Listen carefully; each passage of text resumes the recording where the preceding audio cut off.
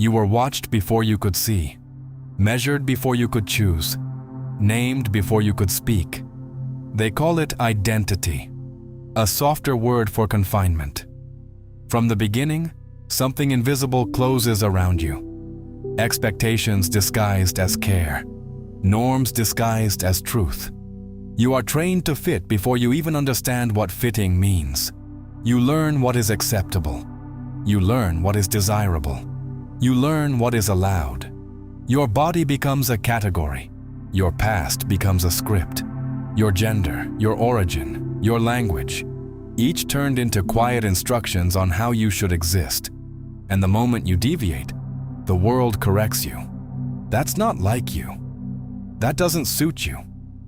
You're not that kind of person. But who decided what kind of person you are? At what point did you agree to live as if you were designed? As if you had a predefined function, like an object assembled for a purpose you never chose? Jean-Paul Sartre cut through this illusion with something almost violent in its simplicity. Existence precedes essence. You exist first. Only later do you become something. Everything else, your name, your role, your supposed nature, is imposed. And if you accept it without question, you are no longer free. You are compliant. This is not a comforting idea.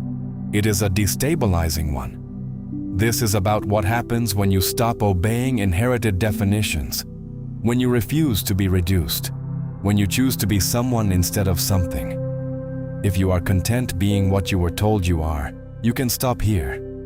But if something in you resists, if there is a quiet refusal inside you that never fully died, then you have already begun.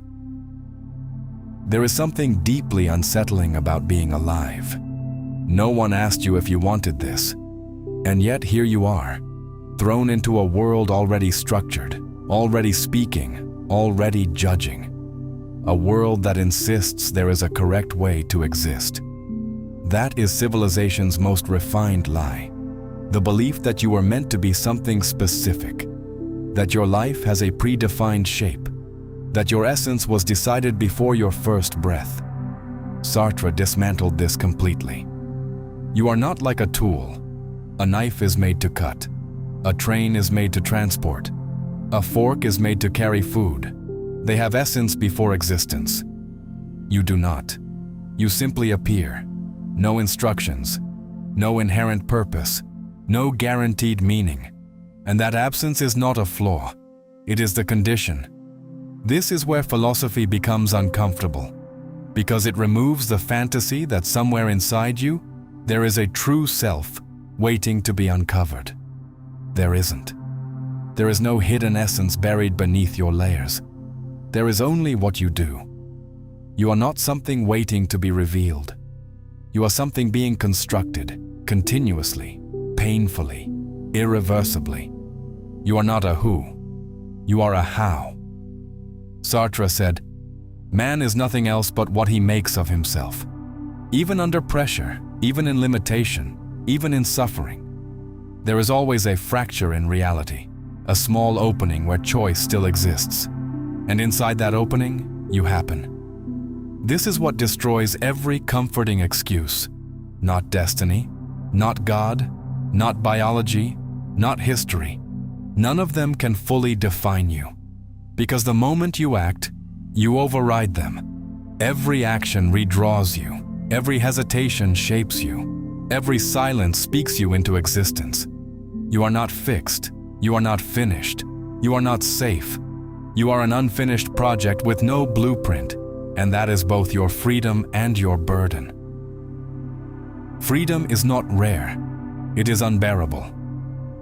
Sartre did not describe freedom as a gift. He described it as a sentence.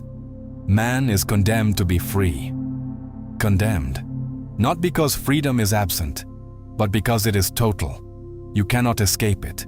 You cannot opt out. Even refusing to choose is a choice. This is the paradox.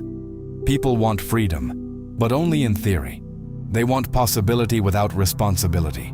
They want choice without consequence. But Sartre leaves no room for that illusion.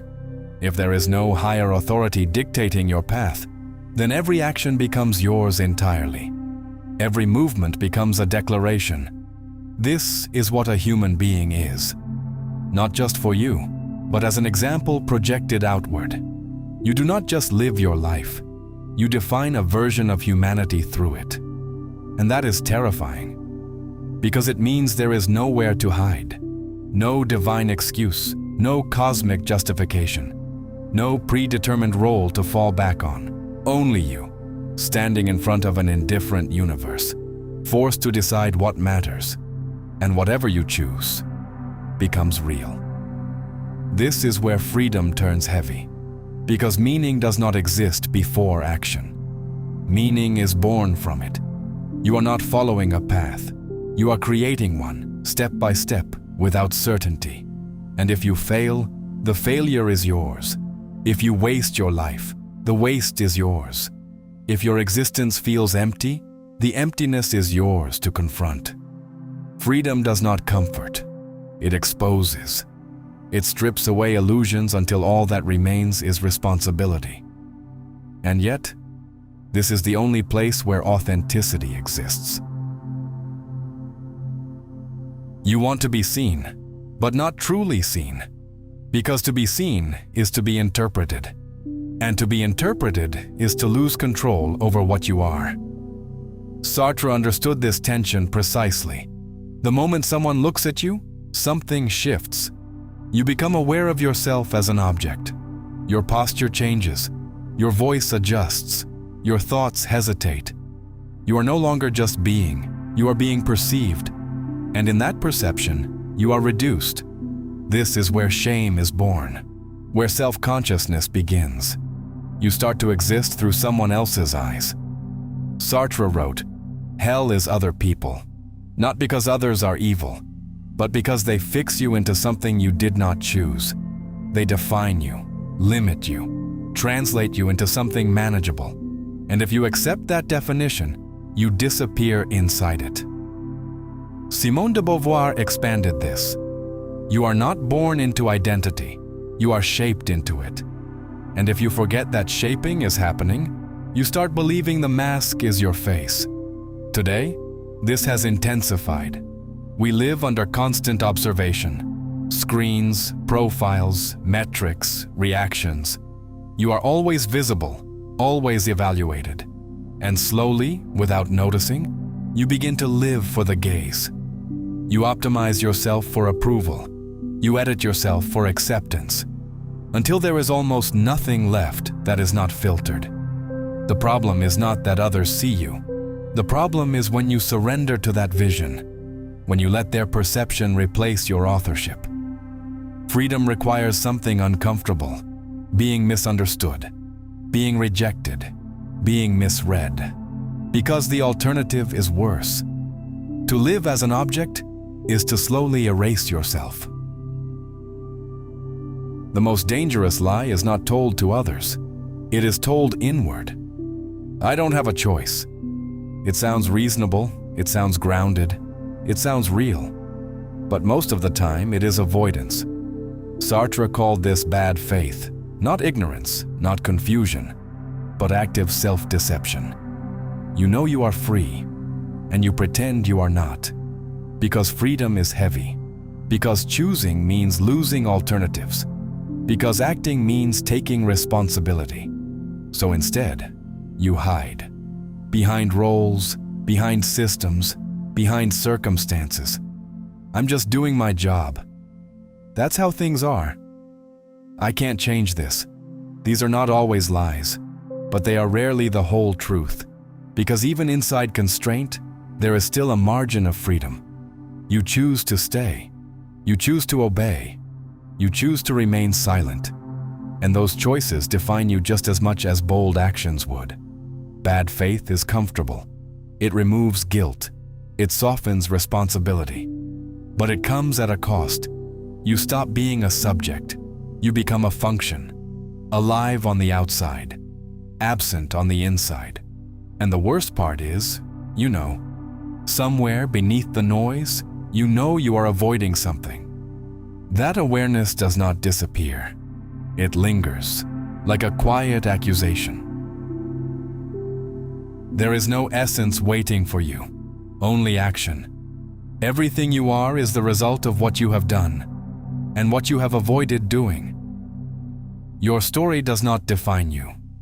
Your behavior does. You can explain yourself endlessly, justify every decision, blame every circumstance. None of that changes what you actually are in practice. Sartre's position is unforgiving. You are responsible, not for everything that happened to you, but for what you do with it. Even in suffering, even in limitation, there is still a response, and that response becomes you. Freedom is not about having perfect options. It is about acting within imperfect ones. It is about creating meaning where none is guaranteed, turning chaos into authorship, pain into direction, absurdity into something lived. There is no escape from this. You can deny it, delay it, distract yourself from it. But the question remains, what are you doing with the fact that you are alive? Because in the end, there is no final definition waiting, only a trail of actions, and that trail is you. You were never meant to be a finished thing, not a label, not a role, not a definition someone handed to you and called truth. And yet, piece by piece, the world tried to close you into something smaller, something predictable, something easy to understand. Because what cannot be defined cannot be controlled. But you felt it, didn't you? That quiet resistance, that discomfort when something didn't fit, that sense that there was more to you than what was being said, expected, repeated. That feeling wasn't confusion, it was awareness. And maybe that's why you're still here, watching this, thinking about it, letting it disturb you a little. Because deep down, you are not what they said. You are what you choose, again and again, even when it's hard, even when it costs you. And that's not light, that's heavy, that's lonely, that's real. But it's also the only place where something true can exist. If this video reached you in some way, if it stayed with you longer than just a few minutes, then something in you is already questioning, already breaking away, already refusing to be reduced. And that matters more than you think. Honestly, just being here, watching until this point, engaging with these ideas, you're already supporting this work more than most people ever will. That alone makes a difference. But if you feel like going a little further, if you want to be part of what keeps this kind of content alive, there are ways to do that. You can become a member of the channel. There are over 100 exclusive videos there. Not recycled content, not fragments, but deeper, more refined, more intense explorations. Ideas that go further than what can be shared publicly. It's a quieter space, more direct, more honest. And if something here resonated with you, you'll probably feel at home there. You can also use super thanks on this video, not as a transaction, but as a signal. A way of saying, this matters, keep going. At the same time, don't underestimate the simplest things, watching, sharing, letting these ideas reach someone else who might need them. That too is a form of creation, a form of choice. And in the end, that's what all of this is about. Not being defined, but choosing what continues. Even now, you're doing that.